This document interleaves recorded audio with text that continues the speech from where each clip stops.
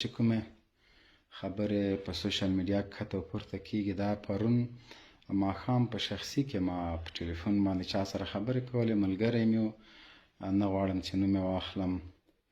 نو هغه سره مې کړی و، هغه ثبت کړي دي او بیا یې ویډیو پې باندې جوړه کړې، خپل د یوټیوب چینل دې مخ ته وړلو دپاره دغه موضوع کاملا نه غواړم، دا زما خپل شخصي نظر ده، نه غواړم په چا باندې تحمیل کړم او نه غواړم په دې رابطه باندې په رسنیو کې خبرې وکړم. دا چې هغه سره په شخصي مجلس کې دا خبرې کړي دي او هغه د خپل د چینل د مخ ته وړلو دپاره دا خیانت کړی ده، د افغانانو د ځور لامل ګرځېدلي دي،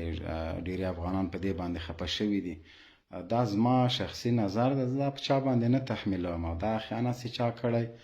ښه کار یې نه ده کړی، اول باید ما نه اجازه غوښتې وای، بیا په دغه رابطه باندې ویډیو جوړه کړې وای. د کرکټ په رابطه باندې زه د کرکټ له ټولو کلاړیانو سره، د کرکټ له لوبې سره، هر هغه لوبه چې افغانانو ته خوښي راولي د ورزش، زه د هغه کلک ملاتړ یم، حمایت یې کوم، مینه ورسره لرم. بیا په ځانګړي ډول د کرکټ لوبه مې خوښیږي، په هغه کې با استعداده هغه لوبغاړي مې خوښیږي چې افغانستان ته یې ویاړونه راوړي دي، په ځانګړي توګه راشد خان، محمد نبي، شیرزاد، افغان صاحب، هغه نور لوبغاړي چې زما یې نوم نه دي زده، ټولو سره له زړه له کومې مینه لرم او ټولو سره مې شخصي مجلس کړی، ناسته مې ورسره کړې ده.